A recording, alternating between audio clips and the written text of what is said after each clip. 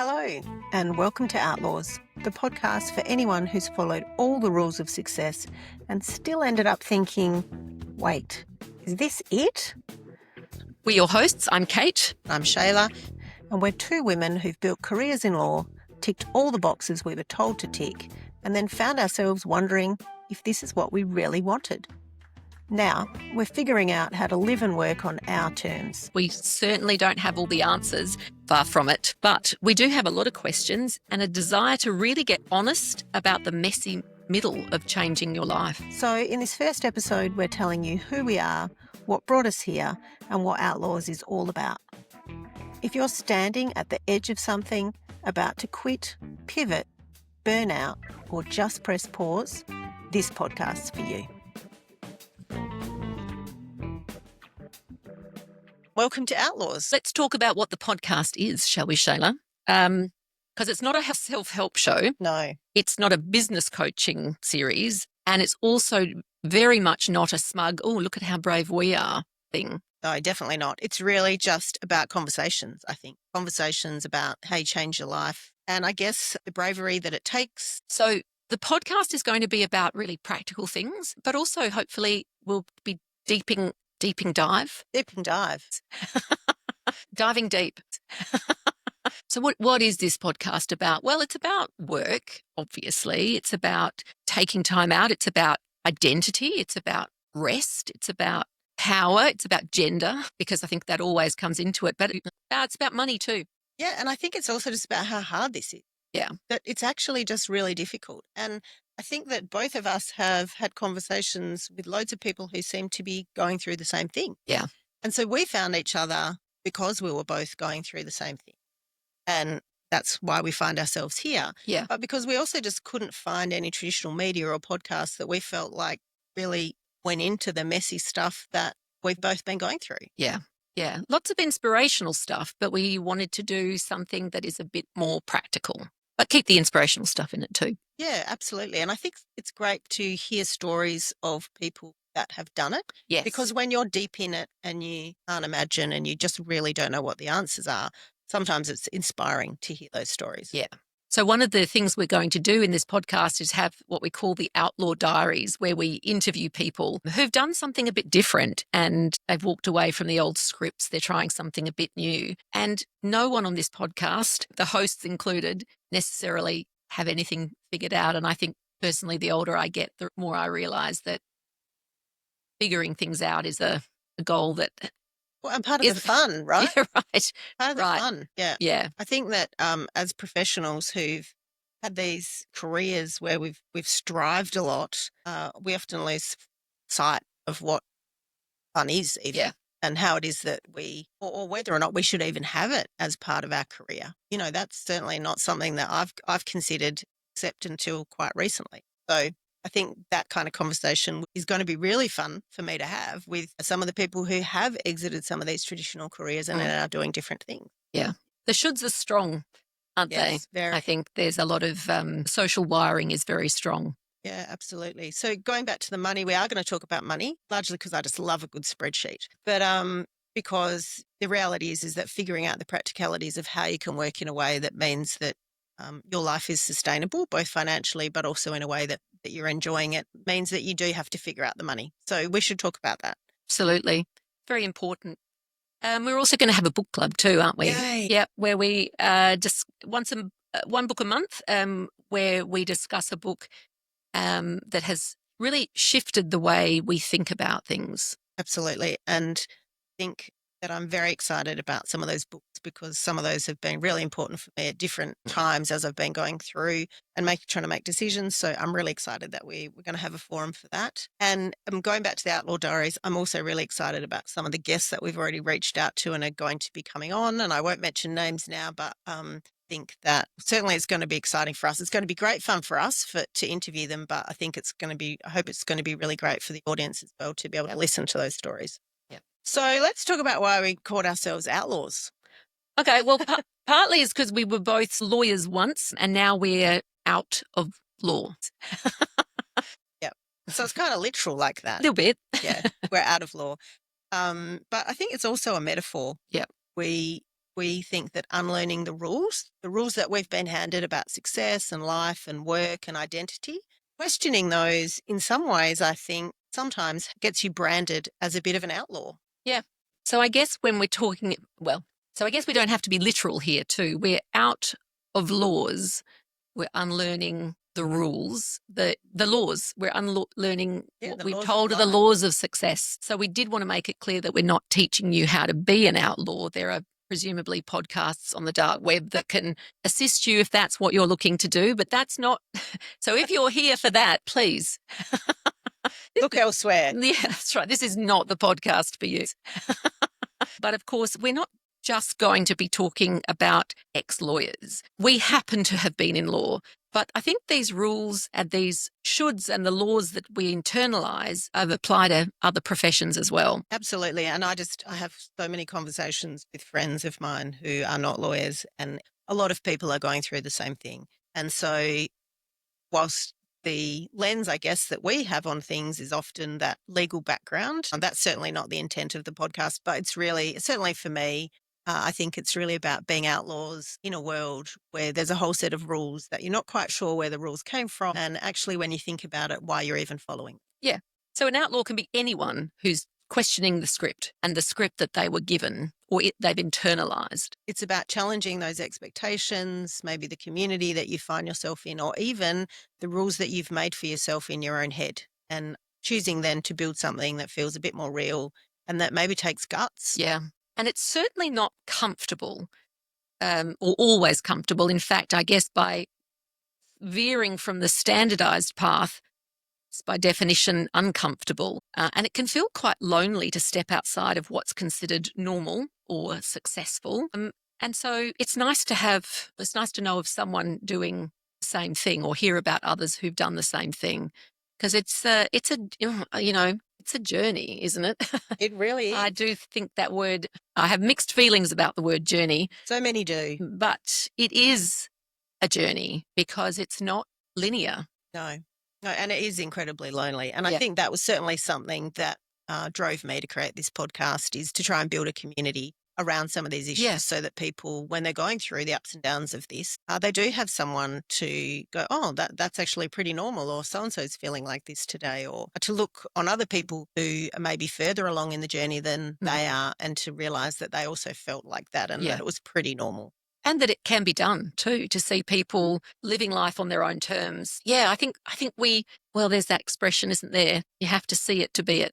So seeing it and seeing people who've done it and still working it out, because I think that's a really important message as well, that you don't have to have all your ducks in a row, or you don't have to have every little thing figured out before you change. But how can we make that journey, there's that word again, more comfortable? Yes. Because by definition, it is going to be uncomfortable. So how can we put processes in place, guidelines in place that will assist us to make that leap, if that's what people are thinking? Yeah.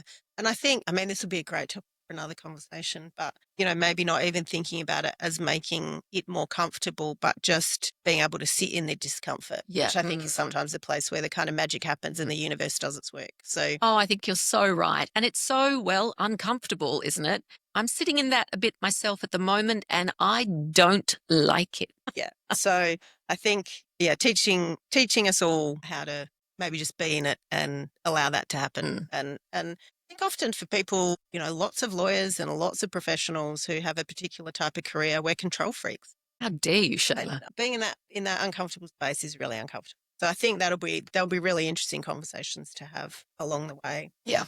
And I think the other thing that would be great to talk about as we maybe lead into chatting a little bit about our stories, not too much, because we don't really want to talk about ourselves too much, but thinking about the fact that we're lawyers and ex-lawyers, and what even does that mean? Yes. Are you ever an ex-lawyer? Yes. Can you ever truly excise the legal demon? Well, and all sorts of other things. If you're an accountant, do you ever become an ex-accountant? Or are these the things that kind of remain with you and as part of your identity? Yeah. There's a lot of learning, not just learning, in terms of what the law is, but learning how it is that you operate in a professional environment and all sorts of skills. And so if someone asked me, and this has been something for me that I've really thought about over the past couple of years, what do you do? What Mm, is my answer to that? Because for 20 years I've said, I'm a lawyer. What do I now yes. say? And lawyer is such a nice little soundbite. Everyone understands what that is. And Yes. people can go, okay, moving on. Mm. So, how do you know the bride? Yes. Or whatever you find yourself where that question is being asked. Yeah, what do we call ourselves? Mm. Because outlaws tends to send the wrong signal, It doesn't it? may. I don't know. We should try it out and see, I think. But I I think, feel like I need some cowboy boots if I'm going to say that. well, I think cowboy boots should always be Ma- obligatory in all parts of life, Actually, that's a really. very good point. Yeah. Doesn't have to be an either or, does it? No. But so are we ex-lawyers? Are we lawyers? We actually don't really even know the answer to that Are we question. legal adjacent? Are we legally adjacent? Yes. Are we law adjacent? We don't know. We don't know. So we're going to figure that out maybe as we go along or not, as the case may be. Yep. Yeah. Yep. So if you're already asking the bigger questions, if you want to live with a bit more intention, welcome. You're one of us. Wow. You're an outlaw. Yep. So, Kate, let's start with you. Tell us the story of your career. Okay. Well, I left law school. My last year of law school was in 1990. Is that 35 years ago? It is. Oof. My first job out of uni was as an associate at the Supreme Court, which was a great starting point. I enjoyed that very much. But that was a year. And then I ended up going into big law, as was kind of expected. And I just kind of Followed the written rule. ooh. I see what you did there. I did. Didn't like it, liked the people actually, and I was in a nice firm, but I just remember thinking, oh, this cannot be my life. It just did not grab me. I then moved to a community legal centre and was there for some years. That was very much more my thing. I got a lot of exposure to the court. I did a lot of work, particularly in the children's court during that time. Enjoyed it because I felt like I was doing real law with real people. I got to a point after a few years where I thought, okay, I'm a bit legally bored, which is the sequel to the movie starring Reese Witherspoon, because I was starting to do, the things were starting to repeat themselves. And I thought, okay, well, where do I go from here? At that point, I started to think, oh, you know what? I think I would like to finish off my honours in history, which is I'd done a law degree, but I'd also done an arts degree as well. And I thought maybe history is the thing. I'd always had a real urge to do a PhD or to engage back with the university. I ended up going back to I started my honours and my undergrad honours in history. And then when I was on campus, and it was my alma mater, someone I'd gone through law school with was teaching in the law school and said, hey, if you're on campus, would you like to do a bit of tutoring? And I thought, oh, that sounds fun. Why not? And so I got involved in tutoring and I just found I loved it. I loved teaching. I loved the whole university kind of world. And so essentially that was me for the next 30 years. Wow. And I loved most of it, 80% of it, I think. And for a long, long time, I assumed that's where I'd be, that someone would be hosing me out when I was 90. Fast forward, well, this is sort of 2-3 years ago, a very interesting job opportunity arose, which was unexpected. And I think it just sort of triggered something in me to think, well, my youngest has just finished high school. I'm in a bit different stage of my life. Perhaps I could explore something a little bit different. And so I decided I would take the leap. In a university, it's generally considered appropriate. Well, it's part of your contract, actually. But not everyone follows this, to give 6 months notice, which is It's a long time. It's such a long time, especially in today's world. It's necessary in a university, obviously, because you're generally planning a semester ahead. And then once a semester's going, it's very hard to replace someone. So I came back from leave. I sat down at my desk. This was January 2023. And I just knew that even whether this job opportunity was something I genuinely wanted or not, it really triggered in me this feeling of, no, I want to go out again. I want to get out back into the world and do something different. So that opportunity was something that I didn't ever really expect to get or to be eligible for. And so it just, as I said, it really kicked off something in me. So I decided at that point, I felt it very deeply that it was time to explore. I sat with it for a week and then knew that, no, Felt right. this is really the right thing to do. So I handed in my notice and I handed in my 6-month notice. I didn't know what I was going to do at that point, but I just knew that it was time to wrap this career up with love and gratitude and move on. I've stayed connected into the law school. I'm an adjunct associate professor there, so I managed to stay involved, which was nice as I went off to explore. I had some time out and I walked 2 sections of the Camino de Santiago, So impressive. which, well, it's just literally putting one foot in front of the other, to be honest with you. But that was wonderful. There's something about walking that is fun alert, good for the soul. Well, actually, it hurts the soul, but it's good for the soul, SOUL. And I really enjoyed that. Took some time out. I came back. I got a job at Legal Aid, which is what I'd always wanted to do. And funnily enough, it was a callback when I was finishing law school and it was looking for articles as it was in those days. I was actually offered articles at Legal Aid and I didn't take it, to my regret in many ways, because people said to me, oh, 24-year-olds giving 22-year-olds advice saying, oh, no, if you go to Legal Aid, you'll never go anywhere else. I suspect if I'd gone to Legal Aid then I wouldn't have wanted to have gone anywhere else. Well, who knows? But so it was wonderful to come back and I felt like I could complete the circle. So I Real did. 360 of your career. Yeah. And I had to do restricted practice again because I hadn't had a practicing certificate for over 5 years. I just want to interrupt Yeah. you, and for the non-lawyers who are, listening. Yeah. So restricted practice means that you have to be supervised by a lawyer who's been practicing for X period of time. Right. But if you take a period out of practicing, Yeah. then you do have to do that. And I'm so glad I did it because it opens up a lot more to me. Whether I end up in law again, who knows?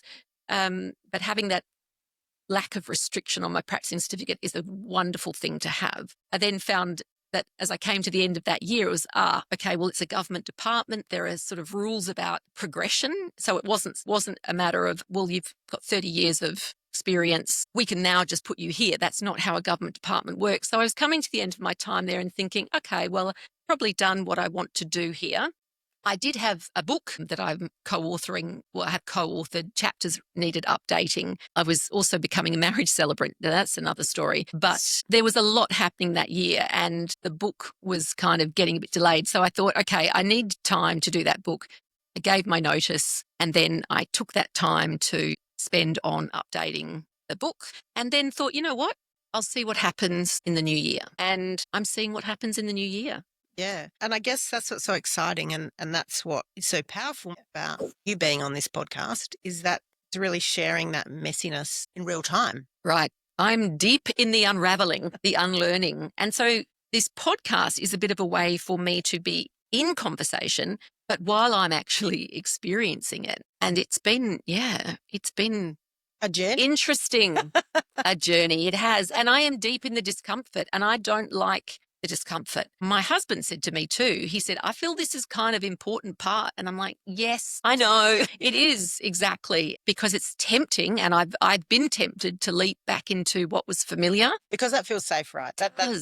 I Yeah. feel like that's pretty normal for everyone. And there is definitely an element of bravery and courage. And I think, I think it's really powerful that we'll get to have these conversations because, and certainly from some of the guests that we'll have on, we'll hear their stories, after they've gone through them, which is also helpful and powerful and inspirational. But there's also, I think, incredible strength in listening to what you're going through. And maybe as well, we'll be able to share some stories of listeners and we'd love to hear some suggestions from people about what might be useful for them to hear. And we'd be happy to do that. Patient zero. But that's enough about me. What do you think of me? No, that's an old joke. Shayla, it's your turn. You had what most people, I think, would think of as an extremely successful career in law for 20 years. So yeah, and tell us. And like you, I love a great deal of it. I loved most of it, most of the time. I've done all sorts of things in law. I started out also at Legal Aid on the information line there. Absolutely loved it. That was when I was studying. I then went and worked in a private law firm. And whilst the people were lovely, I just wasn't in alignment for me. And I didn't mind the sort of work I was doing. I could just feel that there was something not quite right about that. So I left there after a couple of years and I went and then worked in various community legal centres, women's law centre. So I was family and domestic violence solicitor. I then went and worked with refugees and asylum seekers. I did a lot of litigation work in the federal court and the federal circuit court. And then, I also then started doing other roles, sitting on boards and having board positions. And so that took me through 20 years. And then a couple of years probably before I left my role, it it started to feel just not quite right. And maybe just that feeling of, is this all that there is? And perhaps that's a function of age. You get to your mid-40s and you think, I've been striving for so long to get somewhere. I'm not quite sure where, but now that maybe that I'm almost there, now what? And what was I really striving for? So my passion, I think, was dwindling. I probably had compassion fatigue from some of the client groups that I work with. And my solution to that, unhelpfully, was to do more. So it was to try to add things to my list. I'm sure no one listening can relate So I thought, to that insecure overachiever, as Oliver Berkman, the author, says. Yeah. We're all very typical type of person-in-law, I think, right? We just That's what want we to do more. Yeah. And I think I didn't necessarily realize it at the time because I thought, well, I can't leave my job because that seemed quite out there thing to do. And so instead I thought, well, I might just add some other things. And so my husband and I had a side gig running a national business that was a little bit creative. We then bought a property that we were renovating and flipping. So aside from my full-time job and my board roles, I had all of these other things going on. I had 2 teenagers. So there was a lot going on. And I think when I look back, I wonder how I thought I was going to do that. But I also now realize that it was an attempt to try out other things in what I thought maybe was a safe way. But it didn't work because it meant that I had so much on that I couldn't cope with any of the things.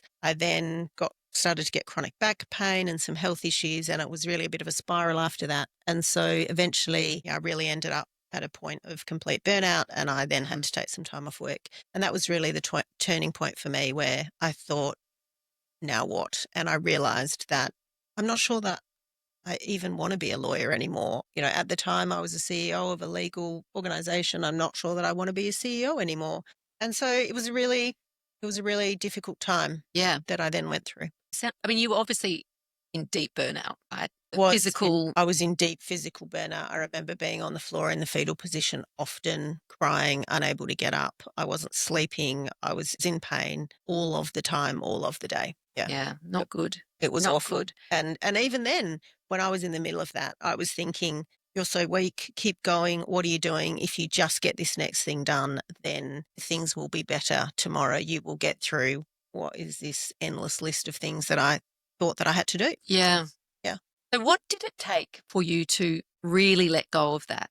And have you let go of that, I guess, is another question. But I really think it was probably just time, space, and getting through the pain, really. And I had to admit that I didn't want to do that anymore. And it took me a really long time to be able to admit that, to realize that the cost on myself and on my family of all of those things was too high. But then you've got to go through the unlearning. right. And the messages are so deep, aren't they? So deep, so strong, so deep and so strong. And so I guess where I started with was, you know, trying to redefine myself to say that my worth wasn't tied up within how much I was doing or the career that I had. And that sounds easy to say that, but I really had to say, well, I'm not just Shayla, the lawyer or the CEO. It's actually that I can find a different way to live my life and to identify. And so over the past couple of years, I've now changed the way I work, and I work for myself, which is great. And I do some coaching and consulting and speaking. But I really, I guess, design my life in a way that means that I have time for other things. Because the other thing is, when I finished work, I had no idea what else I liked to do other than work, because there was no time for anything else. Right. So that's been fun. Sounds like it. Although it sounds like you've got to a pretty good point. It's interesting for me. The thing that I think led me to realize I could do something different or I could pivot was, as I said, this sort of unexpected opportunity. It turned out in the end, the fact that there was a restriction on my practicing certificate was actually going to delay me being able to take up this position. And so when I left uni, I think examining that breadcrumb or following that breadcrumb was the sort of the immediate step in front of me. It was quite a big position, something I would never have expected to have been considered for. And then I think it made leaving essentially a 30-year career, even though I didn't know if that was necessarily what I was going to do. The instinct to leave was very internal and very strong. So spending that year just getting through that restricted practice year was really head down, get that done, and then see what happens. During the time I spent at Legal Aid, I'd started to think, I'm not sure that breadcrumb is for me. And I think its purpose was actually just to dig me out of university, because I honestly, as I said, I assumed I'd be there forever. And then realizing I could do other things, I think was quite eye-opening for me. And I hadn't decided what was going to come next. And so I think that year distracted me from, oh, what am I doing? What am I doing? Because now I've finished and I'm Out of it. yeah, I'm out of the restricted practice year. I realized that the opportunity that had come up wasn't for me for a variety of reasons. I just, no, that was absolutely not the right step. So I am sitting in the discomfort right now. I think that the necessity of finishing that restricted practice year perhaps delayed me really thinking about what I'm going to do next. Yeah. Like really So, getting into the work that you need to get into. absolutely. I mean, as I said, I love looking back and going, yes, it was all perfect the way it's worked out. So I was kind of relieved more than disappointed. So I know that that's not for me. And So what is not, it? I don't, yeah, but I don't know. That's the That's the question thing. you're looking for, right? It is. I really don't know. And I think there's lots of the work that I'm doing that I love.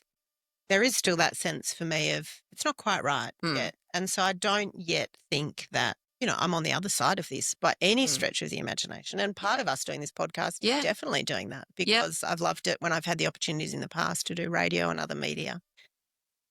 This is, I think, you and I are trying to figure it out as we go along and taking these conversations to a place maybe where other people can hear them and we can learn from them and we can learn from other people that we have on the show. Yeah, that's right. Because people have done such interesting things as someone, I mean, it's not just about law, this podcast, but as someone who's been in the university sector for, and in law schools for pretty much 30 years, I've never once doubted the value of a law degree. They can be so portable. Yeah, they can. If we don't convince ourselves that you do a law degree to be a lawyer. That's And right. I think that's some other stuff that will be useful to talk about because certainly for me, when I was thinking, if I'm not going to be a lawyer, what else am I going to be? It's difficult to imagine what else you might do. And so I think some conversations around the skills that you can use in other types of roles is also really useful for people that are thinking about, well, what else is there? Right. So I guess it's about digging down into what skills are transportable, but also too, perhaps what else might you need to do to pivot? Yeah.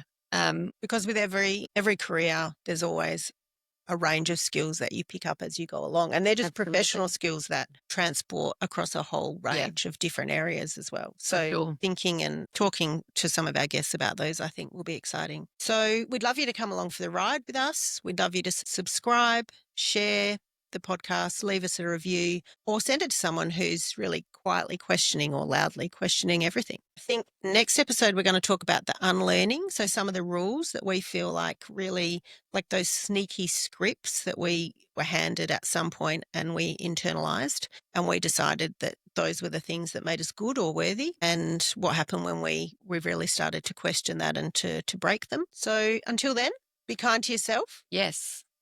Walk the path with us. Yeah. Bring comfortable shoes. Absolutely. Be curious and maybe be a bit of an outlaw. Yeah. See you next week. See you next week.